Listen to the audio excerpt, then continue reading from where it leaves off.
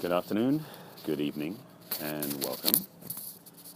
If you're in the West Coast, hey Jen, how are you? Welcome for joining me.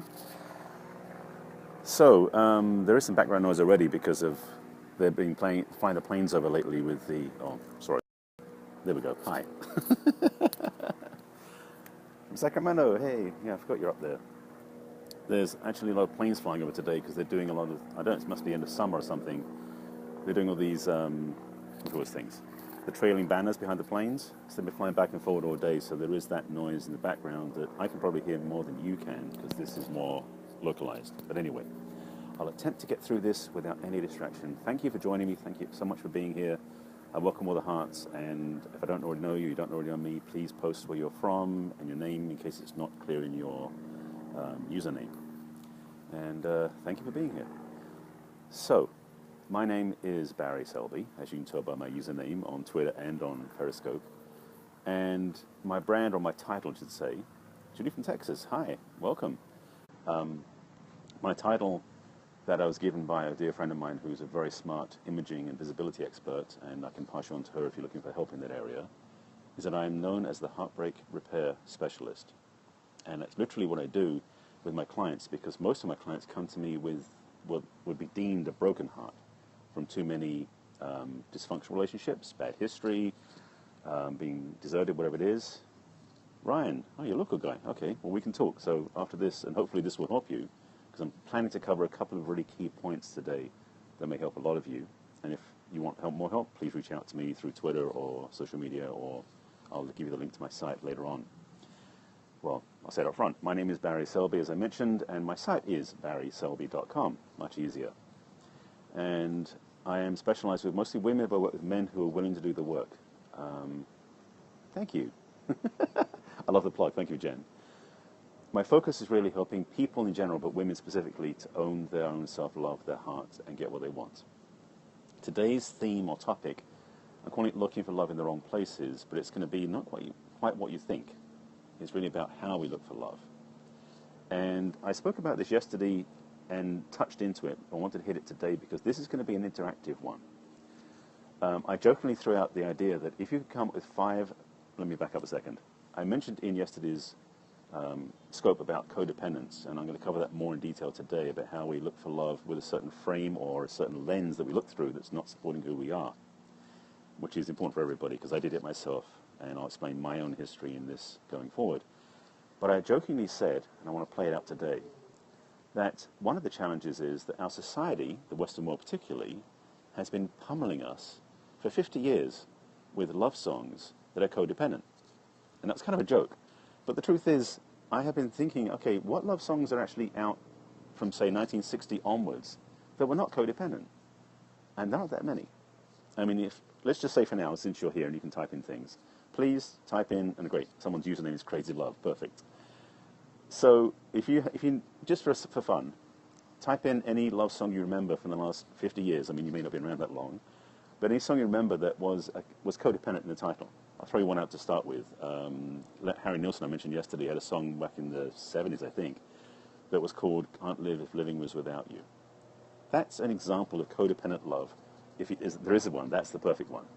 But if you think of one off the top of your head, just write one in the comments. I'd love to see some responses to this, because I want to talk about this codependent paradigm. If you don't know what codependence is, it is basically the trap, the paradigm where you are in love with somebody because you can't comfortably or feel like you can be without them. Now, my parents' generation modeled that really well, and my dad won't be watching this, he's not on Periscope. But the truth is that in the 40s and 50s, there was a model, an archetype of relationship that was, there you go, I'll do anything for love, great one, thank you for that, that we were so caught up in the model that my parents' generation had, where the men were one particular type, archetype, and women were another one.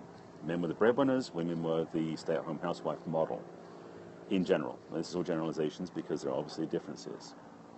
That was a codependent function, because the way it happened was they couldn't live without each other. And what happened was we evolved through some generational things into an independent phase after the women's liberation movement of the 60s. And I covered all this yesterday, so you can go back and watch yesterday's scope if you want to find out. And if you can't find it on Periscope, it may have expired. In fact, it'll expire in probably half an hour, because it was about this time yesterday. You can find all my previous scopes, because I'm doing a 30-day challenge, so I'm putting them all up together on catch.me with a K. So later on, not now, please, because I want you to watch this one. If you go to catch with a K, katch.me/barryselby, you'll find all my previous ones. And yesterday's scope went into quite a lot of detail about the evolution of relationship. But I want to tie this one back into codependence because it's still playing out today. For those of you just joining me, my name is Barry Selby. I know the count's going up or down. It's changing. I am known as the Heartbreak Repair Specialist, and my passion is helping women and men, thank you for the hearts, have holistic relationships, be healthy relationships where they can be whole. And part of that challenge is to not look outside ourselves to be fulfilled. And this is the thing that's going to be maybe challenging for some of you. It was really challenging for me years ago. So let me give you a bit of my own history just to put my cards on the table, as it were. I was, let's say this, I was caught up in a model that I was looking for powerful women. I've always been very attracted to powerful women, and in my teens and 20s, those women were, well, actually I have to go back a bit. So I'm tying together two stories, and I'm sure I'll give you the clarity here. In my 20s and 30s, let's put it that way, my dating life was pretty, in fact in my 40s, was pretty much the same model. 3 times in a row I did this, actually more than 3, but this is kind of the model that spun me off into my journey that gave me what I know now. I was looking for someone who was in their power, thinking I didn't need to be in mine. So I'd find a powerful woman to date. What I didn't know at the time is I was looking for women who were like men in the way they were doing work. They were dynamic, pushy, business-type women who were very entertaining and very sexy, but I couldn't compete with that. And I used this model yesterday, how the relationship model we tied up to was, all these people joining, welcome, where we both had the same energy. So instead of being in the polarity of masculine and feminine, which I talked a lot about yesterday, and I'll cover a bit today if you need me to, it was kind of the masculine meets masculine energy in the female body and the masculine body, or the male body. So sex was fun, but it was competitive. It wasn't really collaborative. And that's just one of these nuances and one of the things I'm really passionate about helping people get. Codependence is a pattern where, 1, you can't live the other person. 2, you don't feel complete in yourself, which is what leads to number 1. So, if you are in a relationship, or if you're looking for a relationship, and you don't feel like you can be yourself, wholly yourself, it's likely you might be in a codependent relationship. If you're looking for someone to make you feel complete, again, back to those love songs, which none of you put up yet, but I'm sure one of you might put a couple up. Well, one did, thank you for that. The codependent love songs were portraying the message that we should be looking for someone to make us feel whole and complete, because we weren't that way. That is bullshit. Do I need to be clearer than that? I think that was clear. We are whole beings. Obviously, you look at us physically, we are generally individuals of a male or female persuasion, or I should say male or female gender. But we forget when we get into a relationship that that's sufficient. We think somehow that because we are wounded, or we think we're wounded, the other person will make us feel better. So that hole will be filled by something else. And there's an old Shel Silverstein book, I think it's Silverstone book, called The Broken Piece. And it's the idea of this circle looking for this piece that will fit into the piece that's missing. And it's about codependence. You don't need anybody, and I'll say this again, you don't need anybody to make you feel whole. In fact, the only person you do need to make you feel whole is you. Hard truth for some of you, and some of you going, thank you, finally getting it. You give some hearts and comments and responses if you want. This is a challenging topic for some, but the truth is, we look for love in the wrong places because we're looking for love through a lens that we aren't sufficient, complete, or whole. It's not true. If you really want a healthy relationship, thank you. If you want a really healthy relationship, I have to read the grey, and it's so bright out here, I'm trying to read the name, so I didn't catch the name on that one, so it's great. Thank you for that, by the way. I said it twice and then it totally went out of my head. Okay, I'll keep going. If I remember what I just was going to say, I'll come back to it unless you remember for me. Scopes are interesting dance. I shared with somebody today I was talking to, doing an interview with them next week, that we are good at doing one thing at a time, or looking for the wrong things. Thank you. Appreciate that. And can't read your name on the grayness, so I'll catch it later when on the replay. We tend to look in the wrong places for love. Now, hi, Jory, thank you. From Brooklyn, East Coast, thank you. In case you didn't know my accent, I'm actually from England, so that's why my accent sounds a bit odd to those American people like yourself. I want to add one piece about looking for love in the wrong places. Yes, there is the codependent model. The other trap we fall into, and this is what I did, well, to a degree, is we look for love. Thank you. We look for love through the lens of what we were modeled as kids. And this is going to blow up a whole other conversation, I suspect, and it may not be another scope, because there's a whole layer of childhood resentment issues and stuff in there as well. Oh, nice. Cool. Yeah, my whole family's all over the place now. My brother's in Tuscany, in Italy. My dad's now on the south coast. My mother passed away 2012. And I've got other family in the east side of London, some in Denmark, all over the place. And I'm here in LA. So we tend to, and I'll give this some context.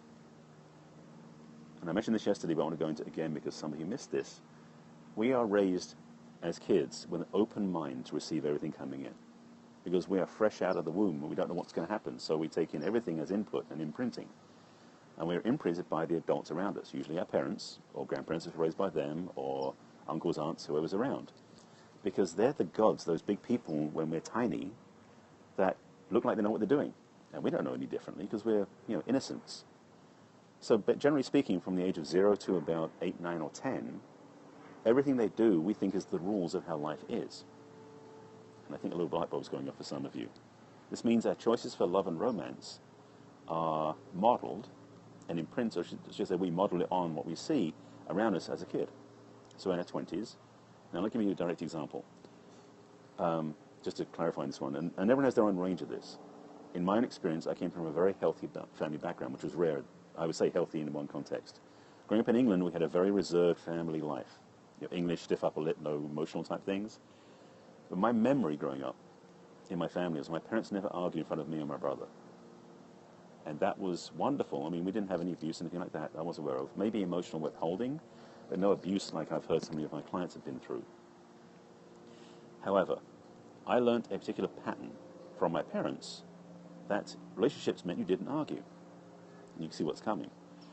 So my early dating life in my teens and 20s, I would get into a relationship with a girl or a woman, depending on the age, and we had a wonderful time. Great sex, connection. It was wonderful for about 2 or 3 months. And then one thing would happen. Some sort of disagreement, maybe an argument or a discord or I'm right, you're wrong type thing. My next thing would happen, I would leave. Because the thing was, I was in the depression, based on what I was raised with, that relationships and arguments didn't go together. In fact, my thought was love meant everything worked perfectly. Now, that was a fairyland I lived in, but that's what I was raised with, at least the perception. Sorry, let me rephrase that. It was the impression I got being raised by my family. My parents probably did argue, but not that I remember. So again, we get imprinted from 0 to 8, 9, 10 years old. Well, that's not necessarily true. You can definitely communicate without arguing. But usually you are communicating a lot more things when you're arguing than when you're not. And that's a whole other conversation we can do in another scope. So, I was raised in a family. As I said, my parents didn't argue. At least that was my memory. So yes, from 0 to 8, 9 years old, we have an open sponge taking everything around us as the rules of life and how to live life. And it includes finances and spirituality, religion. All these things get imprinted on us from those early days. At the same time, we perceive what we think is what we're seeing. Because we're not seeing things like a magnifying glass. We're seeing things as we through the filters of who we are. So my parents may have argued privately or out of my earshot, but I believed it was all perfect. Messed up my dating life completely in my 20s and my teens. It took me a while to learn that lesson. I've been through a lot to learn that since. So I'm just going to say to you, this is probably, because it's true for pretty much everybody, that we take the same thing, thank you for the hearts, we take the same thing into our own lives. That what we're raised with is the rule book given to us by our parents unknowingly. They don't teach us this intentionally. They just model it for us directly. So I hope you're getting this clear, because it's a pivot point for a lot of people to go, my God, I've been dating through that lens of my parents. Now, there is the the conversation about how some people marry their parents. Like a woman will go and marry somebody who's like their dad to heal their issues. Not consciously. This is all subconscious. This is the challenge. I'm glad you like it. This is the work I do. So I'll tell you about my site and I'll talk about it at the end of this scope. So stay tuned. And thank you for giving me feedback. We are carrying inside of ourselves this model of relationship through our adult life that until we choose consciously to look at it and to change it, because it can do that, will basically be the autopilot that drives our relationship choices. Now, the nuance of this, or the fun, amusing part for some of us looking from the other side is, we may be looking through Match.com or Tinder or just going to a bar or a party and seeing someone across the room we like. If you're going to be attracted to that person, 9 times out of 10, your subconscious mind is connected to their subconscious mind, attracting the patterns that you have to meet with. I'll say that one again. When you meet someone in a social interaction or online, you're attracted to them. True. Indeed it is. Sorry, I'm getting messages popping on my screen. I had that do not disturb thing one. I realize it doesn't stop things on my phone like other messages from other apps and things popping up. It stops the phone calls, but not the other ones. Oh well. Thank you for the hearts. To say this one more time and clarify this, let's say this differently. We will tend to look through the lens when we meet somebody online or in social environments and be attracted to them. Yes, we may be attracted by how they look, we think, but that's actually, it's been discovered that our conscious mind is 5% of our awareness, our subconscious mind is 95%. So the 5% of our conscious mind is maybe attracted to that person for something about them, the way they dress, the way they look, whatever that is. But 95% of ourselves, the conscious below the surface, like the iceberg, is pulling in matching patterns because it was trained to do that. It's maybe be eye-opening for some of you. This is life-changing for some people, and it changed my life when I saw this because I realized that bulk of attraction was out there looking for some partner that would match the patterns I was carrying. And I guess I'm guessing strongly it's true for you. It's true for my clients. I know every one of them has dealt with this. So now, if you had a perfect upbringing, which some people may have, I'm not saying they don't, but it's very rare, because we still interpret what we think is the way being raised, even from a perfect family, and take it in as being imperfect. So the opportunity is, I'll say the challenge, opportunity is to become aware of the fact that we're repeating the same cycle again and again and again, looking for love in all the wrong places, and ultimately realizing we need to make a different choice. By doing that, seeking help, like myself or other coaches out there to do this work, or doing the self-study or seeing programs, therapist type thing, you can break that cycle once and for all, and then choose love from the right place. Now, there's a whole much more to this too about how you take care of yourself and where you come from looking for a relationship. But that piece alone, which is probably the pivotal piece of the work I do, is life-changing. Because it does impact your relationship. It also impacts every area of your life when you're no longer carrying the baggage and the patterns that were imprinted upon you before you even knew they were there. That's what's happening. Our subconscious mind is that sponge from 0 to 8, 9 years old that is taking everything in and programming it into ourselves. The conscious mind, that 5%, is only really coming online around the age of 8, 9, or 10, and it's the decision-making part. Also the wish fulfillment, desires, and intentions. But the automatic pilot is 95%. That's a lot more energy in that part of your system. Is this all making sense for everybody? I'm guessing numbers have gone up and down, so I'm not sure how many people are still watching. Throw some hearts up or any comments and feedback. I appreciate hearing from you. This is giving you a taste of the big piece of the work that I do. Thank you, I'm glad that it does. I'm passionate about helping my clients overcome this because this is a trap we all fall in. I did. I've been on this path studying this stuff for 30 years. And it's one in the book. I did mention actually, I have it right here. This is my book, 50 Ways to Love Your Lover. I mentioned it in my scope yesterday. It's on Amazon. It's a thick book, got some good content. I was covering basically chapter 32 and some other chapters in this talk, not intentionally, was the way it came out. You can go on Amazon, look for my name, Barry Selby, or the book 50 Ways to Love Your Lover to get the book yourself on Kindle or physical. On my website, again, barryselby.com, you can get the ebook version. You can order the physical one, but I say get it on Amazon because it's cheaper. Honestly, it's cheaper on Amazon than I can sell it for. But what I want to say is that in the book there are some key principles I talk about, and this is one of the biggest ones. And in the book I talk about it lightly and briefly, but this is seriously transformational work. And I love helping my clients get what they want, their heart's desire, that is no longer blocked by any filters or distractions. There was one piece I wanted to add to this. Oh, yesterday's scope, you might want to go back and watch that because there's some key things I shared about the codependent. I think I did then. Okay, let me own up to this. I've been on 3 radio interviews and the scope yesterday and another interview for next week I talked about today. Somewhere in there I talked about some of these pieces, so I may be repeating yesterday's scope, so I'll just say it now. We are evolving. And I had a deep conversation with a friend of mine, and we're talking about this in partnership too, about how we're going beyond the 3 I talked about in my scope yesterday and in the interview. We are evolving from the codependent phase through the independent phase to the interdependent. And I just jumped about 2 hours of conversation in those 3 levels. It's in my book, chapter 32. I talk about this, and it's in one of my interviews I have on my website. In brief terms, I mentioned the codependent phase we're coming out of and still repeating. We came out of that into the independent phase where men and women figured out they were different. When we had the sexual revolution of the 60s, men and women shifted completely in 1 degree, which is the sexual revolution. That was phase 2 of what started happening back in the feminist movement when women's suffrage got the vote a century ago, a century before that. Now, we are going through the sexual revolution in the 60s. We're going to hit another one probably in the next 3 or 4 years, because women are coming into their own, finally. Now, this is my passionate work. I shared this yesterday as well. I'm being called inwardly, there's nobody phoning me and telling me, but I'm being called inwardly to be out speaking in front of women's conferences. Thank you. I appreciate it. And reach out to me. Go to my website, barryselby.com. There's a consult button and also a connect button, or contact button if you want to reach out to me and talk to me offline as well. Thank you for watching, by the way. And yeah, please enjoy the replay.